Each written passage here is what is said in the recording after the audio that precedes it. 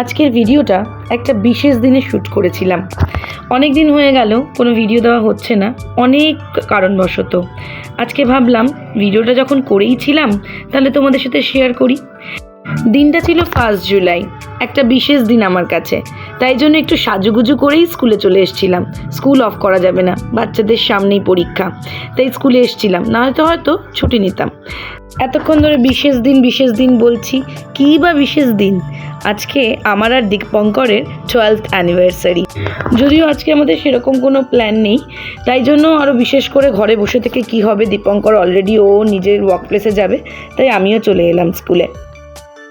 School থেকে ফিরে এখন চলে এসেছি আদি অক্ষয় অ্যান্ড কোম্পানিতে, কলেজ স্ট্রিটে অ্যানিভার্সারির গিফট কিনতে।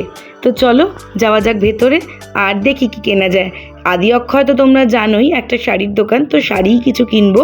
তো কী শাড়ি কেনা যায় দেখা যাক। তোমরা সবাই দেখেছো হয়তো আমার চ্যানেলে, আগের বছর আমি অ্যানিভার্সারিতে স্বর্ণচুড়ি কিনেছিলাম। এবার দেখি কি কেনা যায়। এবার মনে মনে একটা ইচ্ছে রয়েছে, ভাবছি সেটাই কিনবো। ইচ্ছে আছে আসাম সিল্ক কেনার। তো চলো দেখে নিই আসাম সিল্কের কালেকশন। আমার আদি অক্ষয় ছাড়া অন্য কোনো দোকানে খুব একটা শাড়ি পছন্দ হয় না। এই দোকানে এলে আমি জানি আমার শাড়ি পছন্দ হবেই। ওদের কালেকশন ভীষণ ভালো। তোমরা যদি চাও তোমরাও এখানে ভিজিট করতে পারো। ওদের কালেকশন থেকে তুমি খালি হাতে ফিরবে না, এটুকু তোমায় আমি গ্যারেন্টি দিচ্ছি। ভেবেছিলাম যে একটা রয়্যাল ব্লু আসাম সিল্ক কিনবো, কিন্তু যে রয়্যাল ব্লুটা খুঁজছি ঠিক সেইটা পাচ্ছিলাম না। এই নীলটা দেখাচ্ছে, এটাও রয়্যাল ব্লু, কিন্তু আমার একটু ব্রাইট রয়্যাল ব্লুর খোঁজ ছিল। তো দেখা যাক, এই শাড়িটাও মন্দ নয়, দেখি কোনটা কেনা যায়। এই শাড়িটাও কিন্তু দারুণ, একদম একটা পোড়া লাল কালার, কি অপূর্ব দেখতে, তাই না? আমার এমনিতেই লালের প্রতি একটা দুর্বলতা আছে, তবে এত লাল শাড়ি আমার আলমারিতে রয়েছে, তাই এবার ভেবেছি আর লাল নয়। আর এই লালটা একটু নতুন বউ মার্কাও লাগছে। এই হলুদটাও খুব সুন্দর।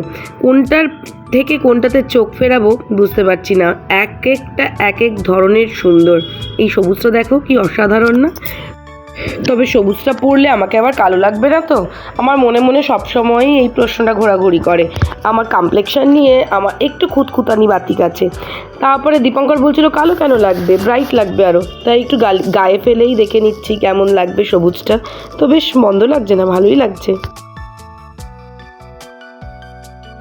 মোটামুটি পছন্দ হয়েই গেছে।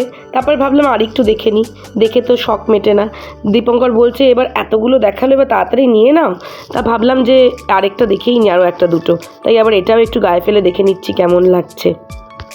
আমার পছন্দের শাড়ি আমি পেয়ে গেছি, তবু আরও কয়েকটা দেখে নিচ্ছি আর তোমাদেরকেও একটু দেখিয়ে দিচ্ছি। আমি কি কালারের কিনলাম তোমাদেরকে আমি বাড়ি ফিরে দেখাবো। আসাম সিল্ক মানেই ছিল আগে রেশমের সুতোর কাজ আর রেশমের সুতো দিয়ে পাড়, আর এখন আবার দেখতে পাচ্ছি জরির পাড়, জরির কাজও দেখা যাচ্ছে আসাম সিল্কে। যেমন দেখো এই শাড়িটায়, এই যে আমি এইটা কিনেছি। অনেক দিনের শখ ছিল কালো রঙের একটা শাড়ি, তাই কিনে ফেললাম কালো রঙের আসাম সিল্ক।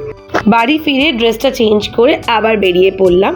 এখন আমরা বেরিয়েছি ডিনার করতে, আর ডিনার করতে আজকে আমরা এসেছি ডায়মন্ড প্লাজাতে। ডায়মন্ড প্লাজাতে খুব একটা আসা হয় না, খুব বৃষ্টি পড়ছিল, তাই জন্য ভাবলাম যে বাড়ির কাছে পিঠেই কোথাও যাওয়া যাক। আর কাছে পিঠের মধ্যে রয়েছে সিটি সেন্টার 1 আর ডায়মন্ড প্লাজা। তো সিটি সেন্টার 1-এ তো মাঝে মধ্যেই যাওয়া হয়, তাই ভাবলাম আজকে একটুখানি ডায়মন্ড প্লাজায় ঘুরে আসা যাক। ডিনার করতে ঢোকার আগে দেখলাম রিলায়েন্স ট্রেন্ডসে ভালো সেল চলছে, তাই জন্য ঢুকে পড়লাম টুকটাক শপিং করতে। ঢুকে তো পড়েছি, কিন্তু সেরকম কিছুই একটা চোখে লাগার মতন নেই। মানে পছন্দ ঠিক সেই রকমভাবে হচ্ছে না যে দেখেই মনে হয় লুফে নিয়ে নিই। তারপরে এইরকম একটু খুঁজতে একটা জামা একটু মনে ধরেছে, এই জামাটা। তো ভাবছি এই জামাটা নিয়ে নিই।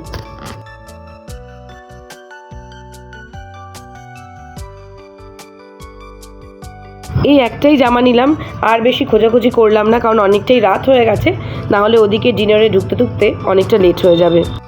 চলে এলাম আমাদের পছন্দের জায়গায়, বারবিকিউ নেশন। বারবিকিউ নেশন আমাদের ভীষণ পছন্দের জায়গা। আমরা প্রত্যেক মাসেই বলতে পারো একবার বারবিকিউ নেশন ভিজিট করি। এই পার্টিকুলার আউটলেটটায় খুব একটা আসা হয়নি, এর আগে হয়তো আর একবারই এসেছিলাম। আমরা যখনই যাই বেশিরভাগ ক্ষেত্রে আমরা ওই সেক্টর 5-এরটাতেই যাই, ওটাতেই আমার বেশি ভালো লাগে। ওখানকার শেফের রান্নাটাও বেশি ভালো লাগে, এখানে খুব একটা আসা হয় না। আর আজকে এই বারবিকিউ নেশনটা এক্সপ্লোর করে দেখলাম। খাবার এখানকারও খুব একটা মন্দ লাগলো না, বাট জায়গাটা খুবই ছোট আর ঘিঞ্জি। তো আমি যেরকম অ্যাজ ইউজুয়াল স্টার্টার খেয়েই জাম্প করে চলে এলাম একেবারে ডেজার্টে, আর বাবাই এখনও মেন কোর্স খাচ্ছে।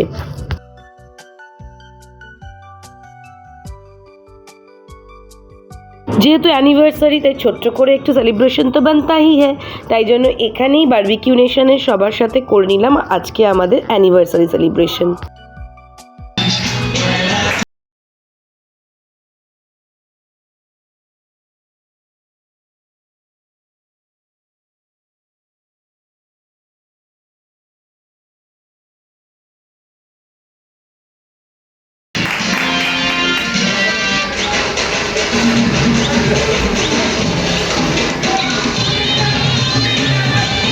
খেয়ে দিয়ে বেরোলাম আর দেখো পুরো ফাঁকা, একদম শুনশান। এরকম ফাঁকা মল আমি আগে দেখিনি, এই ফার্স্ট টাইম। পুরো ধুধু এরকম ফাঁকা মল। ডায়মন্ড প্লাজাটা এরকম দেখে একটা অদ্ভুত লাগছে না? জাস্ট খেয়ে দিয়ে উঠলাম, খেয়ে দিয়ে উঠে বেরোচ্ছি। তো আজকের ব্লগটা এখানেই এন্ড করছি। খুব শিগগিরই ফিরে আসবো নতুন একটা ব্লগ নিয়ে। ততদিন সবাই খুব ভালো থেকো, আর আমাদের দুজনকে অনেক অনেক অনেক ভালোবাসা দিও আর আশীর্বাদ করো। চলো বাই, গুড নাইট।